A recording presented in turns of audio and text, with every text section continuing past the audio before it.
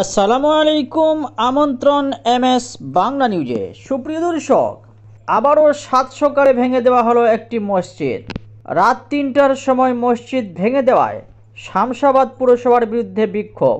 বিস্তারিত জানতে ভিডিওটি শেষ পর্যন্ত দেখুন এবং ভালো লাগলে একটি লাইক দিন। মঙ্গলবার হায়দ্রাবাদের উপকণ্ঠে শামসাবাদে পৌর কর্তৃপক্ষ কর্তৃক একটি মসজিদ ভেঙে ফেলার ফলে বিক্ষোভ দেখালেন স্থানীয় মানুষজন। গ্রিন অ্যাভিনিউ কলোনির মসজিদে খাজা মাহমুদকে পুলিশের বিশাল উপস্থিতির মধ্যে মঙ্গলবার সকালে পৌর কর্মীরা ভেঙে দেয়। এই ঘটনায় তীব্র প্রতিবাদ করেন স্থানীয় মুসলিম বাসিন্দা ও বিভিন্ন দলের নেতারা। অল ইন্ডিয়া মজলিসে ইত্তেহাদুল মুসলিমিন AIMIM এবং মজলিস বাঁচাও তাহরিক MBT এর নেতারা এই মসজিদ ভাঙার প্রতিবাদ জানান।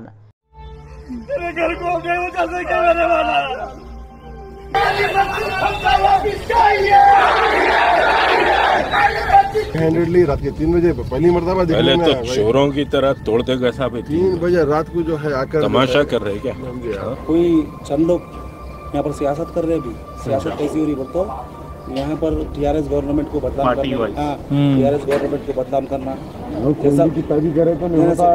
जैसा जैसा वहाँ जो बाहर चल रहा अभी वैसा माहौल तैयार करने का से थोड़े लोग क्या कर रहे बोलते इसको ये ओपन जगह है, मस्जिद नहीं बनाना यहाँ। मतलब आप मस्जिद भी तोड़ देंगे फिर जाके देखने भी नहीं देंगे? जी साहब, आप इलीगल बोल रहे हैं तो ये सारे कंस्ट्रक्शन इलीगल है, आपको भी मालूम है। अफसोस का मुकाम है कि रात की तारीकी में 2:30 और 3 बजे के दरमियान घरों के दरवाजे बाहर से बंद करके, लाइट बंद करके, कुछ लोगों के फ़ोन उनके पास से खींच लेकर मस्जिद को शहीद किया गया है। और ऐसी मस्जिद जो कोई गवर्नमेंट की ज़मीन पर बनी हुई नहीं है, ये पट्टा लैंड है। और जब कॉलोनी समझिए कि बनी तो ख़ुद मस्जिद बनने के प्रोविज़न का वादा भी किया गया था, तो उस मकाम पर मस्जिद बनी हुई थी। 522 गज़ आई थिंक उसके ऊपर मस्जिद बनी हुई थी और उस पर लाखों रुपए का कंस्ट्रक्शन किया गया था। रात की तारीकी में तेलंगाना हुकूमत ने मस्जिद को गिराया और मस्जिद को गिराकर उसमें कुरान मजीद की बेहुरमती की गई है।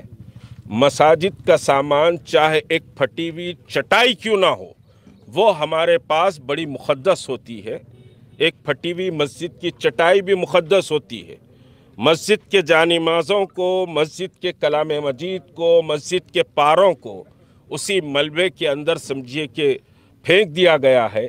तो ये तेलंगाना हुकूमत एक बड़ा समझिए कि अपनी मौत को दावत दी है। जो समझिए कि हुकूमतें कुरान मजीद की और मसाजिद की हुर्मत का ख्याल नहीं करती, अल्लाह तबारक व तआला के फैसले आते हैं, वो इख्तिदार से महरूम हो जाता है। MBT নেতা আমজিদুল্লাহ খান বলেন, মসজিদটি 3 বছর আগে নির্মিত হয়েছিল এবং শুক্রবারের নামাজ সহ প্রতিদিন 5 বার নামাজ নিয়মিতভাবে আদায় করা হচ্ছে।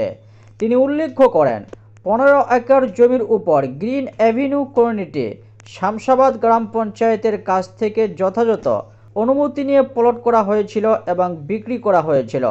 250 বর্গ গজের দুটি প্লটকে মসজিদের জন্য একটি স্থান হিসেবে চিহ্নিত করা হয়েছিল। একজন ব্যক্তি যার বাড়ি মসজিদের পাশে, তিনি আরও কয়েকজন বাসিন্দা মিলে শামসাবাদ মিউনিসিপাল কর্তৃপক্ষের কাছে মসজিদ নির্মাণের বিরুদ্ধে অভিযোগ করেছিলেন। MBT নেতা বলেন, মামলাটি আদালতে থাকলেও পৌর কর্তৃপক্ষ ধর্মীয় অনুভূতিতে আঘাত করে ধ্বংসযজ্ঞ চালিয়েছে। মিম এর স্থানীয় নেতারাও অবস্থান কর্মসূচি পালন করেন। তারা মসজিদটি ভেঙে ফেলার জন্য দায়ী কর্মকর্তাদের বিরুদ্ধে ব্যবস্থা গ্রহণ করা এবং অবিলম্বে পুনর্নির্মাণের দাবি জানিয়েছে। পরে পুলিশ রাজেন্দ্রনগর বিধানসভা কেন্দ্রের AIMIM এর ইনচার্জ মির্জা রহমত বেগের নেতৃত্বে বিক্ষোভকারীদের গ্রেফতার করে। মুসলিম নেতারা এই ধ্বংসযজ্ঞের নিন্দা করেছে এবং তেলেঙ্গানা রাষ্ট্র সমিতি TRS সরকারকে দায়ীদের বিরুদ্ধে অবিলম্বে ব্যবস্থা নেওয়ার আহ্বান জানিয়েছেন। MBT নেতা খান বলেন, কেশিয়ারের নেতৃত্বাধীন TRS সরকার বিজেপির যোগী সরকারের পদাঙ্ক অনুসরণ করছে। তার অভিযোগ, টিআরএস দল ক্ষমতায় আসার পর থেকে তেলেঙ্গানায় 6টি মসজিদ ভেঙে দেওয়া হয়েছে। তিনি সেই সব মুসলিম সংগঠন এবং রাজনীতিবিদদের নীরবতা নিয়ে প্রশ্ন তুলেছিলেন, যারা কেসিআরকে ধর্মনিরপেক্ষ নেতা হিসেবে দাবি করেছে। তিনি বলেন, কেটি রামারাওয়ের নেতৃত্বে মিউনিসিপ্যাল ডিপার্টমেন্ট এই ধ্বংসযজ্ঞ চালিয়েছে। আপডেটটি এই পর্যন্তই। আসবো আবারও আপডেট নিয়ে। ভিডিওটি ভালো লাগলে একটি লাইক দিন এবং চ্যানেলটি সাবস্ক্রাইব করে চ্যানেলের সঙ্গে যুক্ত হয়ে যান। কমেন্টে জানান আপনার মূল্যবান মতামত। ধন্যবাদ।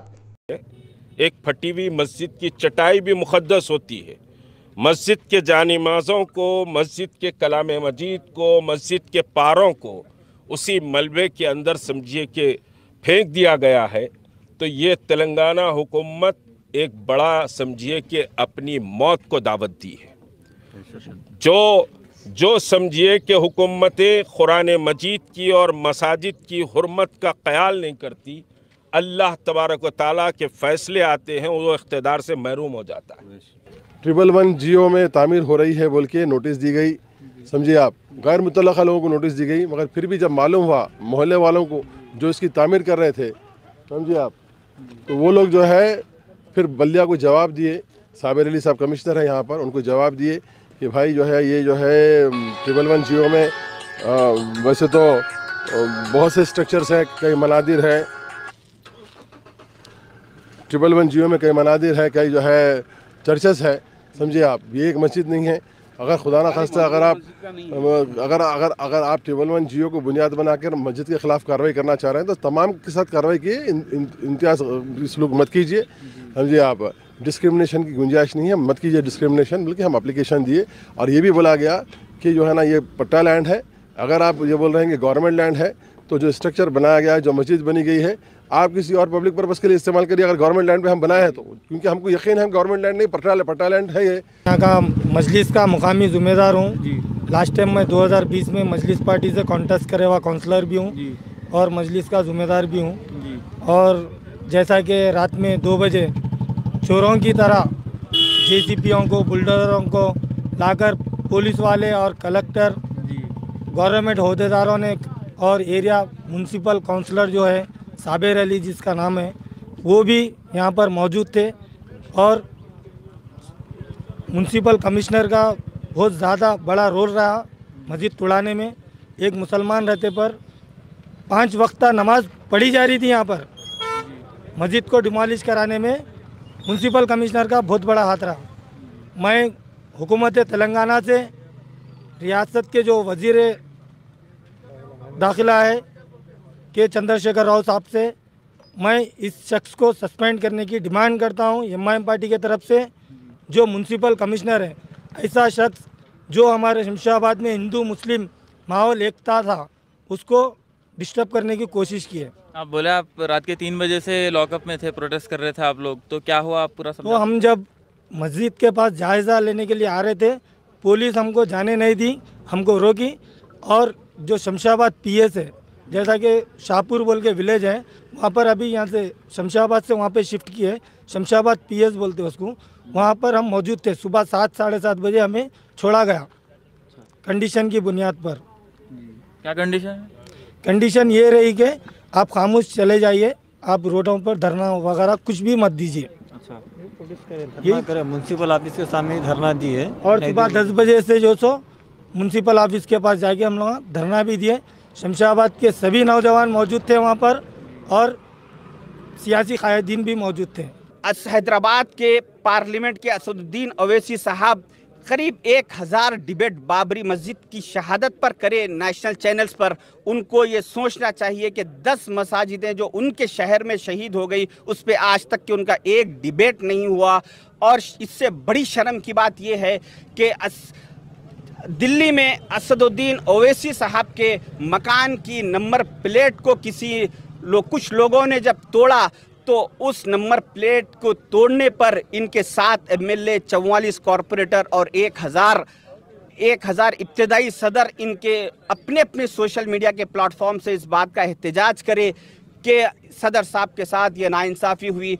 इन सारे 7 एमएलए और 7 MLA, 44 कॉरपोरेटर और 1000 इब्तिदाई सदरों को अक्ल आनी चाहिए, शर्म आनी चाहिए। और उनको 10 मसाजिदों की शहादत पर आज तक किसी एक MIM के लीडर का एहतजाज दर्ज नहीं हुआ। सता रहे हैं पुलिस को, नहीं सता रहे। मैं क्या बोल रहा हूँ, आप ये बोले, साहब ये बोले कि 144 है बोले, तो मैं बोला 144 बताओ, मैं चले आता हूँ। प्रॉब्लम बोल के कोई किसी भी अंदर नहीं।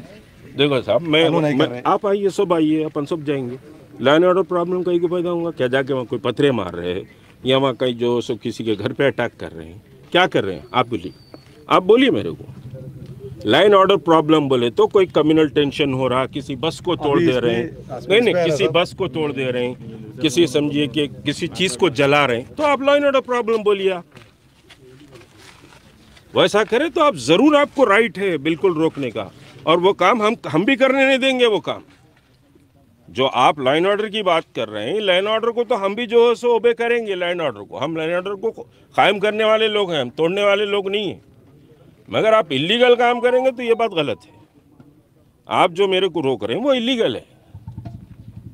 जाके वहाँ पर कोई चीज़ को जला रहे क्या, हम किसी के घर को डैमेज कर रहे क्या? बोलिए आप लाइन ऑर्डर बोल रहे हैं तो लाइन ऑर्डर किसको बोलते, किसको बोलते साहब लाइन ऑर्डर? आप बताइए मेरे को, बोलिए सर। मैं गलत बोल रहा हूँ? नहीं, मैं गलत बोल रहा हूँ क्या? हाँ भाई, लाइन ऑर्डर